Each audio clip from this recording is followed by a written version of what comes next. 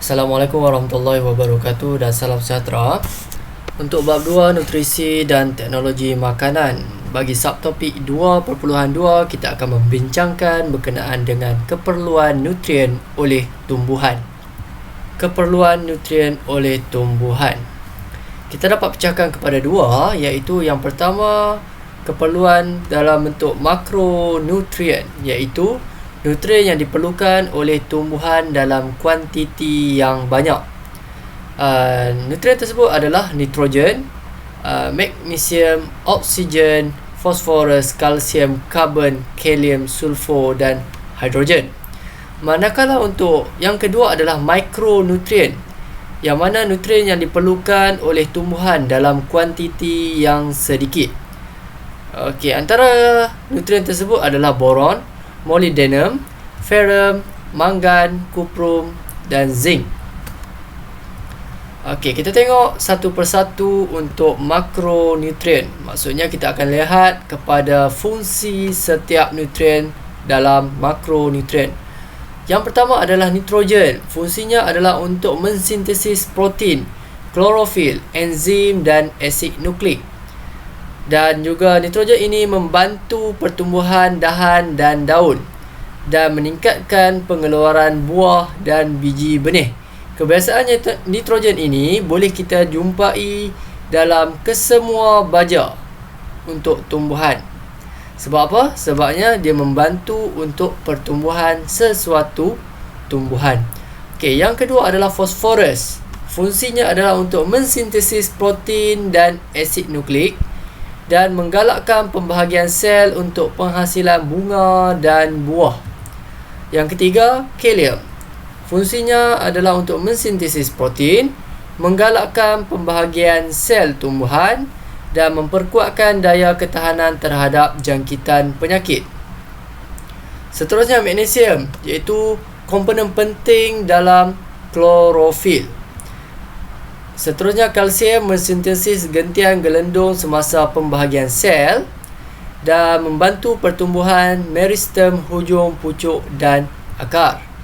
Sulfur mensintesis protein dan klorofil, membantu perkembangan buah, menggalakkan pembahagian sel tumbuhan.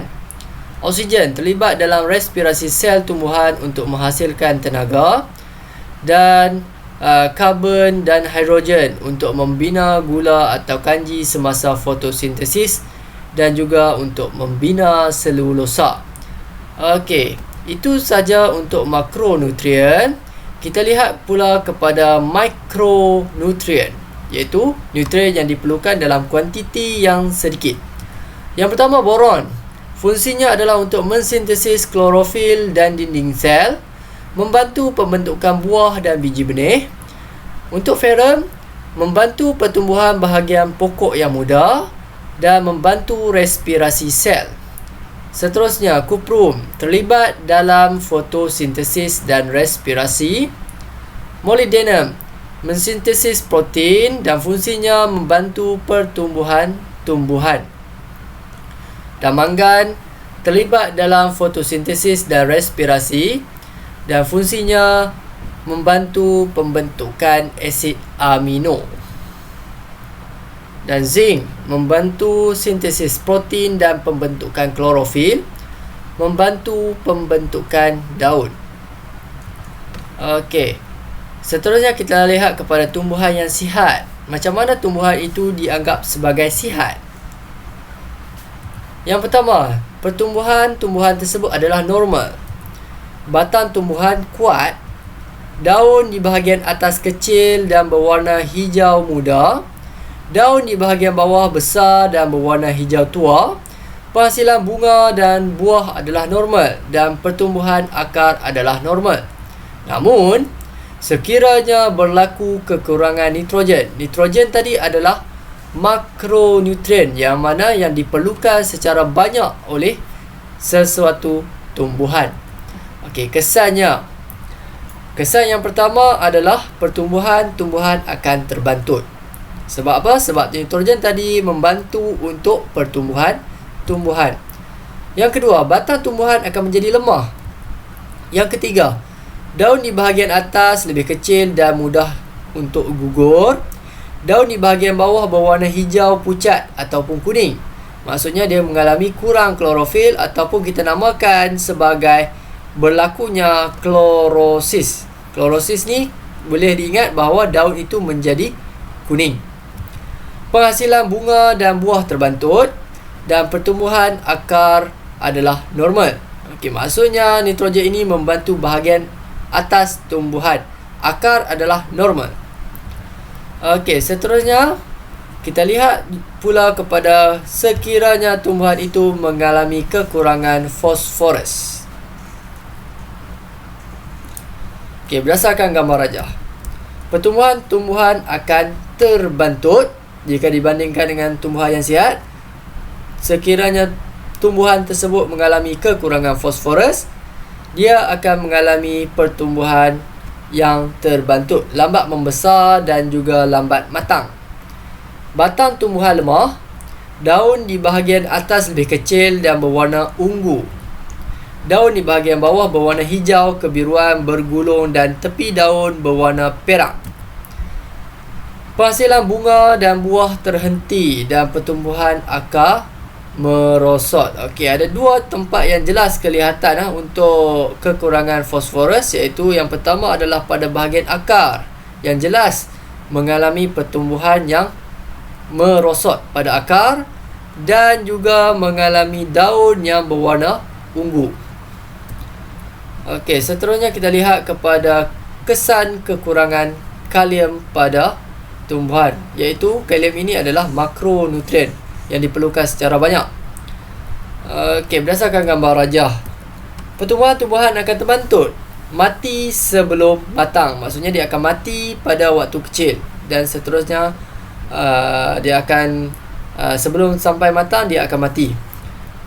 Seterusnya batang tumbuhan akan menjadi lemah, daun di bahagian atas bertumpuk perang, hujung bergulung dan berlaku klorosis. Okey, masih ingat klorosis adalah daun menjadi berwarna kuning.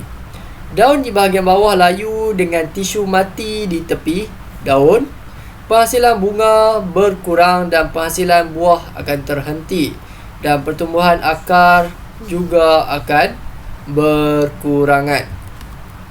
Okey, untuk eksperimen 2.2 kita akan lihat berkenaan dengan kesan kekurangan makronutrien terhadap tumbuhan.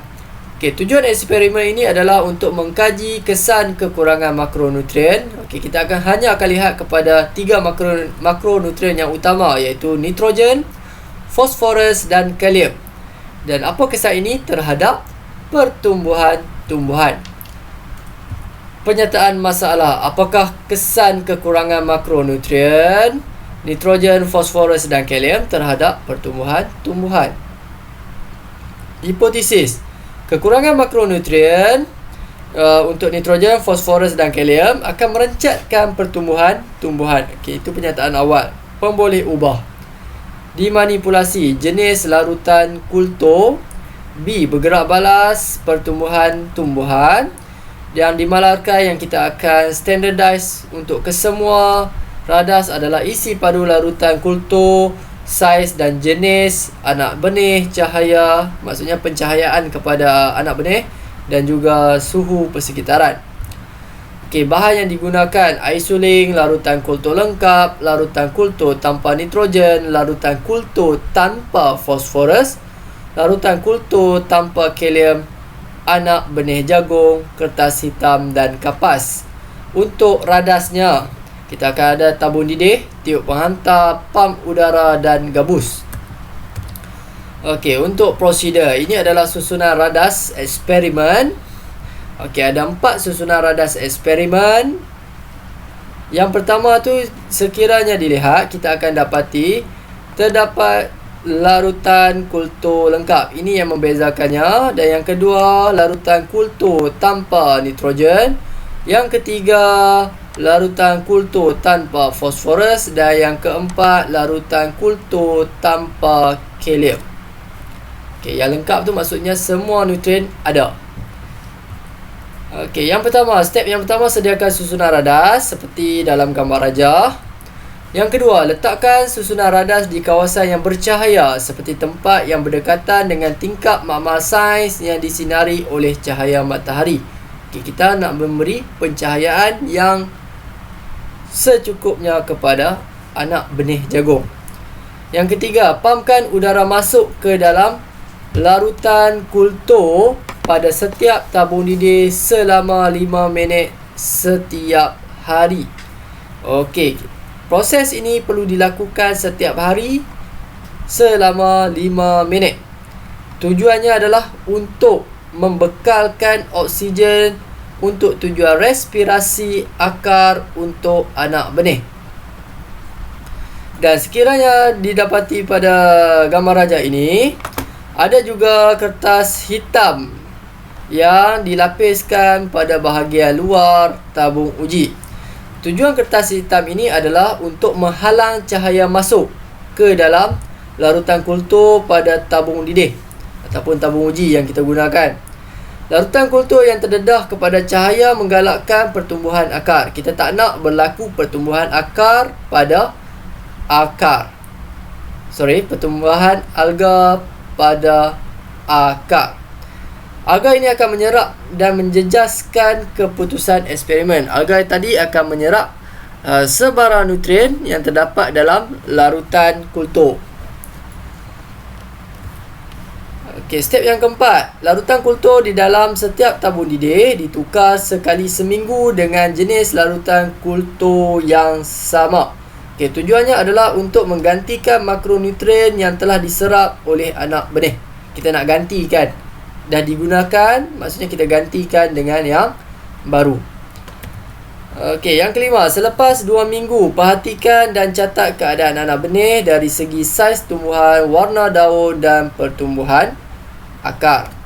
Okey, namun keadaan ini perlu dipastikan sama dari segi suhu persekitaran yang sama, kelembapan udara yang sama dan keamatan cahaya yang sama. Itu adalah faktor-faktor yang mempengaruhi pertumbuhan tumbuhan. Okey, pemerhatian. Yang pertama, untuk larutan kultur lengkap. Maksudnya dia mengandungi kesemua nutrien yang diperlukan oleh anak benih. Okey, saiz tumbuhannya adalah normal. Maksudnya dia dapat tumbuh dengan normal. Warna daunnya adalah hijau. Hijau maksudnya seperti biasa. Tumbuhan benih jagung itu adalah berwarna hijau dia punya daun. Pertumbuhan akar juga adalah normal. Bagi yang kedua, larutan kultur tanpa nitrogen, tidak mengandungi nitrogen. Nutrien lain ada kecuali nitrogen sahaja. Saiznya akan terbantut dan warna daun akan menjadi kuning, iaitu mengalami klorosis. Dan pertumbuhan akar adalah normal.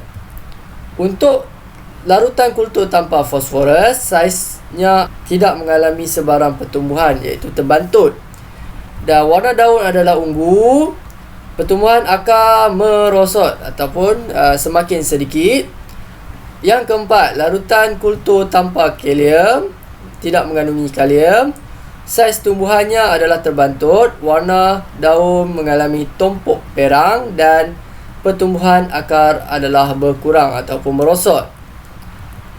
Okey, kesimpulannya kita dapat katakan hipotesis eksperimen ini diterima, yang mana kekurangan makronutrien untuk nitrogen, fosforus dan kalium akan merencatkan pertumbuhan tumbuhan. Semua pelajar boleh cuba untuk menjawab soalan di akhir eksperimen ini, dan juga boleh menjawab soalan praktis formatif 2.2 pada muka surat 61. Itu sahaja, terima kasih.